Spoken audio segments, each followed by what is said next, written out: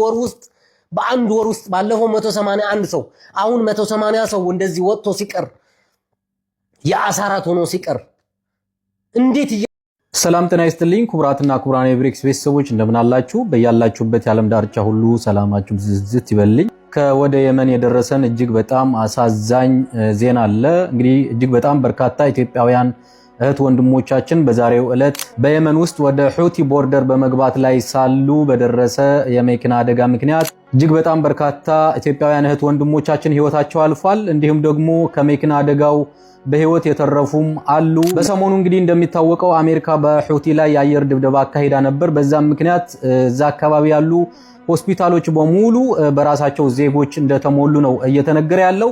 በዛም ምክንያት እንግዲህ በህይወት የተረፉትን እንኳን የህክምና አገልግሎት ለማግኘት እጅግ በጣም ከፍተኛ ችግር እንዳለ ከቦታው የደረሰኝ መረጃ ያመላክታል። እንዲሁም የሟቾች አስክሬን ወደ ማቆያ ማለትም ወደ ተላጃ ወይም አይስ ክፍል ለማስገባትም እንዳልተቻለና አስክሬናቸው ከአይስ ክፍል ውጭ እዛ ቦታ ላይ እንደተቀመጠ ነው እየተነገረ ያለው። ምናልባት ከዚህ ሰዓት በኋላ ከቦታው እየደረሱኝ ያሉ የተለያዩ መረጃዎች ስላሉ መረጃዎቹ እንደደረሱኝ የሟቾች ምስል እንዲሁም ስም ዝርዝር በህይወት የተረፉትንም ስም ዝርዝርም ሆነ ምስል ከተላከልኝ የማሳውቃችሁ ይሆናል። ነገር ግን ምናልባት የደረሰው የመኪና አደጋ ስለሆነ የሚላኩ ምስሎች እጅግ በጣም ዘግናኝ ሊሆኑ ስለሚችሉ በቲክቶክ ህግም ሆነ በፌስቡክ ህግ እንደዛ አይነት ምስሎች መለጠፍ ስለማይቻል ከስር በመናስቀምጥላችሁ የቴሌግራም ሊንክ ገብታችሁ መረጃውን እንድትከታተሉ በትህትና ጠይቃለሁ። ይህንን ቪዲዮ ሁላችሁም ሼር አድርጉት። ምናልባትም በህይወት የተረፉትን አስክሬናቸው አንሱልን፣ ቤተሰብ ካለ ደውሉ እየተባለ እየተነገረ እንዳለ ነው የሰማሁትና ምናልባት እንግዲህ በህይወት የተረፉትንም ሰዎች ምስላቸው ከተላከ በኋላ ወይም ስም ዝርዝራቸው ከተላከ በኋላ ለቤተሰቦቻቸው እንዲደርስ ሁላችሁም ሼር በማድረግ ተባበሩ ለማለት ወዳለሁ። አመሰግናለሁ። ውስጥ አስክሬኑን ያለበት እናሳያቸዋለን። ተላጃ ውስጥ አለ። ካልሆነ ግን እዚህ በመንግስት እንዲቀበሩ ንገረኝ። የኔ ወንድም ነው ስላልኩት ማለት ነው። የወንድምህን ፎቶ ላክልኝ ሲለኝ የወንድሜ ፎቶ ነው ብዬ ልኬለት ያንተ ቤተሰብ እዚህ የሚኖር ሰው ካለ እንቀብረዋለን የሚል ሰው ካለ ስልኬን ስጣቸውና ላሳያቸው። አስክሬኑ መጥተው መቅበር ይችላሉ፣ መውሰድ ይችላሉ። ተላጃ ላይ ነው። ካልሆነ ግን እዚህ መንግስት እንዲቀበር እናደርጋለን። ንገረኝ አለኝ። እሺ በቃ ቤተሰብ አረጋግጬ ምናምን እደውልልሃለሁ፣ ስልክህን እሰጣቸዋለሁ አልኩትና በጣም ነው ያዘንኩት። በጣም ሪሊ በጣም የሆነ አስክሬናቸውን ሳይ እንዴት አባቴ አድርጌ ልንገራችሁ። አይወላድ ይሄ ሁሉ ወጣት እንግዲህ ከአንድ ማህበረሰብ የወጣ ወጣት ነው። ከራያ ውስጥ የወጣ ወጣት ነው። ከአንድ ቀዬ የወጣ ወጣት ነው። ባለፈው ስንት መቶ ምናምን ሰው በአንድ ጀንበር አልቆ የራያ እናት እንባዋ ሳይደርቅ እንደዚህ የደም እንባ እያለቀሰች አሁን ደግሞ ይሄን ሁሉ ወጣት እስከ መቼ ነው ግን? ቆይ እስከ መቼ ነው?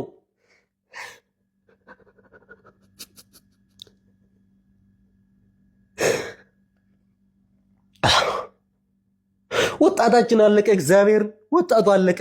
ማርያም አስካስቡት። ቢያንስ እኮ በዚህ 2 ወር ውስጥ እንኳን እኮ ስንት ወጣት ነው ያለቀው?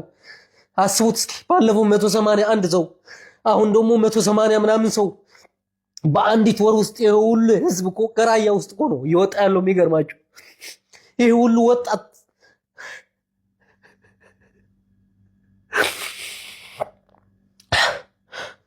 ወጣት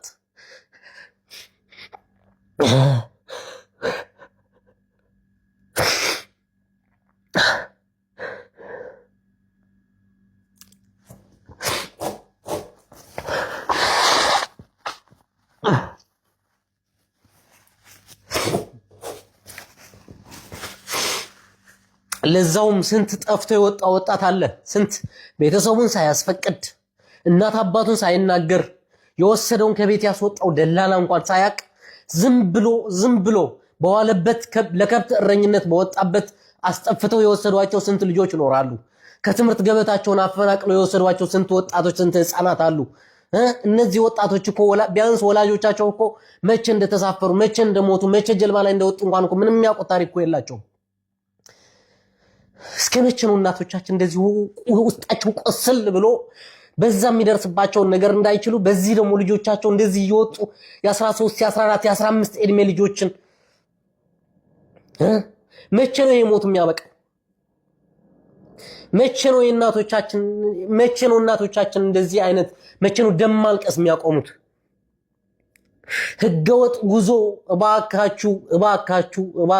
እባካችሁ አይ ነው ተመችቷችሁ አይደለም የምትሰደዱት እናውቃለን። ግን ፕሊስ ቢያንስ በአንድ ወር ውስጥ ባለፈው 181 ሰው አሁን 180 ሰው እንደዚህ ወጥቶ ሲቀር የአሳራት ሆኖ ሲቀር እንዴት እያስተላችሁ ነው እናንተ ይሄንን እያያችሁ የምትሰደዱት? እባካችሁ ስለወላድ ስትሉ እባካችሁ ኧረ በስለ እግዚአብሔር ስትሉ እንዴ ቢያንስ ለወላጆቻችሁ ዘኑ እንጂ የምር እናቶቻችሁ አባቶቻችሁ ይሄንን ነገር አይተው እኮ እድሜ ልካቸው እኮ የደም እንባ ሲያለቅሱ እኮ ነው የሚኖሩት። ለምንድን ነው ስንናገር ማትሰሙን? ቢያንስ እኛ እኮ ለእናንተ ብለን እኮ ነው እንደዚህ ስንጮህ የምንውለው የምንናገረው እኮ ክፉ አይን እያየን ስለሆን እኮ ነው። እንደዚህ አይነት የሚዘገንኑ አስክሬኖች እየተላኩልን ስለሆነ እኮ ነው። ሁሉም የሚላክልን ነገር ወደ ሚዲያ አናወጣውም። አይተነው ቅስማችን ስብር ብሎ ዝም የምንለው እኮ ስንት ነገር እኮ አለ። ኧረ ስለ እግዚአብሔር ኧረ እንዳው ስለ ወላድ ስትሉ ባካችሁ እስኪያስቡት 300 ምናምን ሰው ባለፈው 100 ምናምን ሰው አሁን ደግሞ 180 ሰው ባለፈው 181 አሁን 180 300 ምናምን 60 ምናምን ሰው በአንድ ወር ውስጥ ከራያ ማህበረሰብ ማለቅ ማለት ይሄን ሁሉ ወጣት እስኪያስቡት።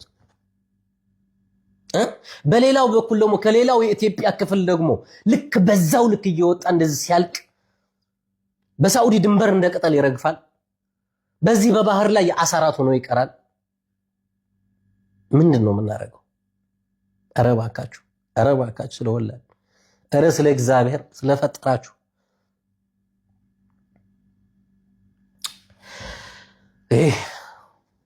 መቼም ልጆች እያስጠፋችሁ የምትወስዱ ደላሎች በተለይ ማለት ነው። መቼም የዚህ ሁሉ እናት መርገም እኔ እመኑኝ ልትበሉት ነው፣ ሊዋጥላችሁ ነው ገንዘብ። ህፃናት ልጆች እያስጠፋችሁ እየወሰዳችሁ ወላጅ ሳያቅ ልጄ የት ገባ ብሎ እየተጨነቀ በዚህ ሰዓት ሊዋጥላችሁ ነው። እንጀራ ሊሆናችሁ ነው፣ ገንዘብ ሊሆናችሁ ነው። ይህንን ገንዘብ ሊያሳልፍላችሁ ነው። ሪሊ ነገ ጧት ይህንን ሰርታችሁ አሁን ሀገር ቤት ገብታችሁ ኑሮ ልትመሰርቱ ልትኖርበት ሊበላችሁ ነው። እንዴት ነው የሚዋጥላችሁ? ባል ከተማ ላይ ባህር ዳርቻው ላይ ተንሳፈው ሲወጡ እዛ አግኝተዋቸው ነው አስክሬኑን እያወጡ እየፈተሹ ኪሳቸው ላይ ያለውን መታወቂያም ሆነ ጉርድ ፎቶ እንዲሁም ስልክ ቁጥር ሲያወጡ የነበሩት ማለት ነው። በነገራችን ላይ ቪዲዮም አለ ፎቶም አለ። ይሄ ሁሉም አስክሬን ሁሉ ፎቶም ተልኮልኛል ማለት ነው። መረጃው እንዴት ተገኘ የሚለው ደግሞ እንዳልኳችሁ ይሄን ያክል ሁሉ ቀን እንግዲህ አስሩት። እንግዲህ ቤተሰብ መርዶ የተነገራቸው ምናልባት መቼ ሊሆን ይችላል? ቤተሰብ መርዶ የተነገራቸው 10 ቀን ይሆናል አይደለ? 10 ቀን ሙሉ አስክሬናቸው ባህር ላይ ቆየ ማለት ነው። ለዛ ነበር ሰውነታቸው ሁሉ ተላልጦ ምንም ነገር አይታይም። የሚገርማችሁ ግማሾቹ በቃ ይሄ የእግራቸው አጥንት ምናምን ብቻ ነው የሚታዩ፣ ሌላ ምንም የሚታይ ነገር የለም። ምክንያቱም የቀይ ባህር ውሃ ጨው ነው አይደለም። ለቀናት የቆየ አስክሬን የሰው ሰውነት ይቅርና ለደቂቃዎች እንኳን ራሱ እንደዚህ የሆነ በማዕበል ምክንያት ፊት ላይ ካረፈ ውሃው በጣም ያቃጥላል ውሃው፣ እኔ ስለማውቀው ማለት ነው። ስለዚህ ትክክለኛ የተረጋገጠው 100% የተረጋገጠው መረጃ ማጣራት የሚችሉት አሁን ከደረሰን ትክክለኛው ፎቶ መታወቂያና ጉርድ ፎቶ ብቻ ነው። ከዚህ ውጭ ከደላሎች ያገኛችሁት እስከዛሬ ያገኛችሁት መረጃም ሆነ ምንም ውሸት ነበር። ነገር ግን መሞታቸውን እንኳን በስነ ስርዓት እንደዚህ ታውቆ እርግጠኛ ሆኖ አዎ ልጄ ሞቷል ብሎ እርፍ ብሎ ቁርጥን አውቆ እርፍ ማለት ራሱ እርምን ማውጣት ራሱ ትልቅ ነገር ነው። እኔ ደግሞ ከመጀመሪያ ቀን ጀምሮ እስከዚች ቀን ድረስ ስሯራጥ የነበርኩት እንደዚህ አይነት ትክክለኛ መረጃ ለማግኘት ነበር። ተረዳችሁኝ አይደለ? ይሄኔ ምናልባት በዚህ ልክ ይሄንን መረጃ ለማግኘት ባንጓዝበት ኖሮ ወላጆች ግማሾቻችሁ አሉ ትላላችሁ፣ ግማሾቻችሁ ደግሞ በህይወት ሊኖሩ ይችላሉ፣ ግማሾቻችሁ ደግሞ ሙተዋል ብላችሁ ሁለት ልብ ሆናችሁ ዘላለም የደም እንባ እያለቀሳችሁ ነበር የምትኖሩት። አሁን ግን ቢያንስ ቁርጥን አውቀው እንኳን እርም ማውጣት በራሱ በጣም ትልቅ ነገር ነው። ኤኒዌይስ አሁን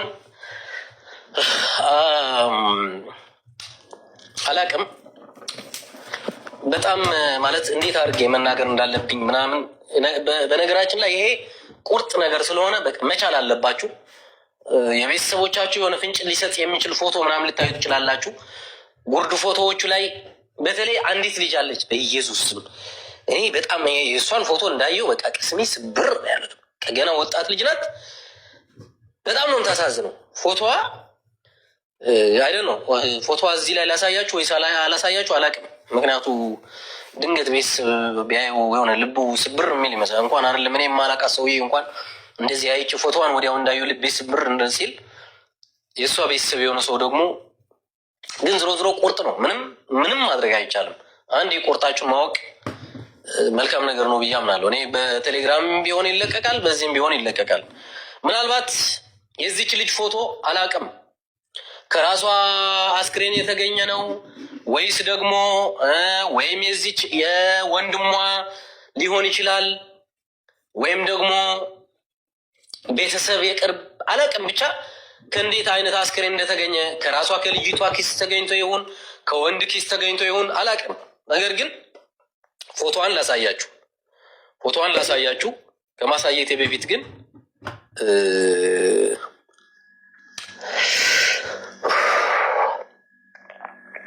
ጋይስ ላሳያችሁ ወይስ እኔ ምን ላድርገው? ዝም ብዬ በቴሌግራም ልልቀቀው? እኔ ግራ ገባኝ። ታውቃላችሁ አንዴ በህገወጥ መንገድ ሳዑዲ አረቢያ ገብቶ ተይዞ ከተመለሰ በኋላ በህጋዊ መንገድ ሳዑዲ አረቢያ ልግባ እንኳን ቢል መግባት አይችልም። ለምን? አሻራ አለበት። ቢያንስ የኢትዮጵያ መንግስት ይሄንን አይደል ነው እንዴት መናገር እንዳለብኝ ማለት በቂ የሆነ የዲፕሎማሲ ስራ ቢሰራ ከሳዑዲ መንግስት ጋር የዲፕሎማሲ ስራ ቢሰራ ከዚህ በፊት የነበረው የገባውን ወጣት አሻራውን ከወንጀል ነፃ የሆነ በህገወጥ መንገድ ብቻ ገብቶ ተይዞ ሀገሩ የገባ ከምንም አይነት ወንጀል ነፃ የሆነ የመኖሪያ ፍቃድ ስለሌለው ብቻ ተይዞ ሀገር ቤት የገባን ማህበረሰብ አሻራውን ጠፍቶ ቢያንስ በህገወጥ መንገድ እንዲጓዝ ቢያደርግ ምን ችግር አለበት?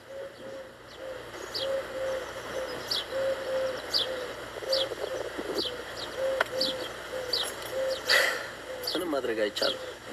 ሰው ዱባይ መሄድ ጠፍቶት አይደለም። ኩዌት፣ ኳታር መሰደድ ጠፍቶት አይደለም። ሳዑዲ ብቻ አይደለችም አረብ ሀገር፣ ኩዌት፣ ኳታር፣ ዱባይ፣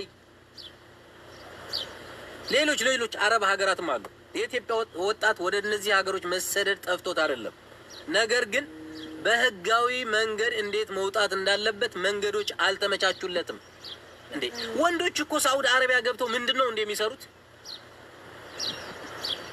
በአረቦች እርሻ እኮ ነው ተሰማርተው የሚሰሩት አይደለ? በመዝራዓ ስራ እኮ ነው ተሰማርተው የሚኖሩት አይደለ እንዴ? በበግ እረኝነት፣ በፍየል እረኝነት በረሃ ላይ ሰሃራ ላይ እኮ ነው የሚሰቃዩት አይደለ እንዴ? ታዲያ ለዛ ስራ በህጋዊ መንገድ እንዲወጡ ቢደረግ ምን ችግር አለው? የኢትዮጵያ መንግስት ይሄ ቢሰራ። ነገር ግን ለዜጎቹ የሚያስብ መንግስት የለም። ኤኒዌይስ